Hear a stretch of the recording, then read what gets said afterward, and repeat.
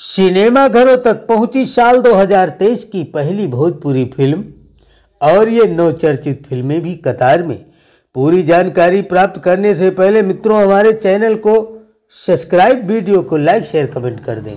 हर साल भोजपुरी में करीब 100 फिल्में बनती हैं, लेकिन थिएटर तक इनमें से गिनी चुनी फिल्में ही पहुंच पाती हैं। पिछले कुछ साल से भोजपुरी सिनेमा का मार्केट इतना खराब हो चुका है कि भोजपुरी के निर्माता फिल्में सीधे सैटेलाइट चैनल या फिर यूट्यूब चैनल पर रिलीज कर दे रहे हैं।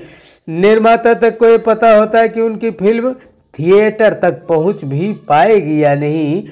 अच्छी खबर यह है कि साल की पहली भोजपुरी फिल्म मकर संक्रांति के मौके पर सिनेमाघरों में रिलीज हो गई है। दिनेश लाल यादव की फिल्म से हुई भोजपुरी की बोनी के बाद आगे कौन सी फिल्म कतार में लगी है, आइए जानते हैं। सबका बाप अंगूठा छाप सांसद दिनेश लाल यादव निरहुआ और अक्षरा सिंह की जोड़ी की फिल्म सबका बाप अंगूठा छाप सिनेमाघरों में पहुंच गई है। संघर्ष 2 खेसारी लाल यादव की भोजपुरी फिल्म संघर्ष 2 की सीक्वल संघर्ष 2 भी इसी साल रिलीज होने वाली है। डार्लिंग भोजपुरी फिल्म डार्लिंग से भोजपुरी सिनेमा ने एक नए कलाकार राहुल शर्मा की एंट्री होने जा रही है।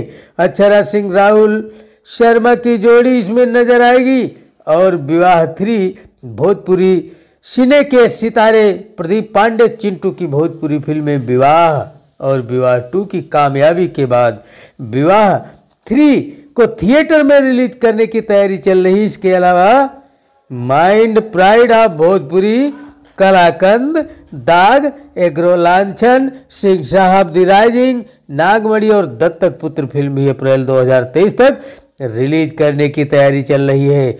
जानकारी अच्छी लगे तो चैनल को सब्सक्राइब, वीडियो को लाइक, शेयर, कमेंट कर दें। जय भोजपुरी, जय भोजपुरी समाज।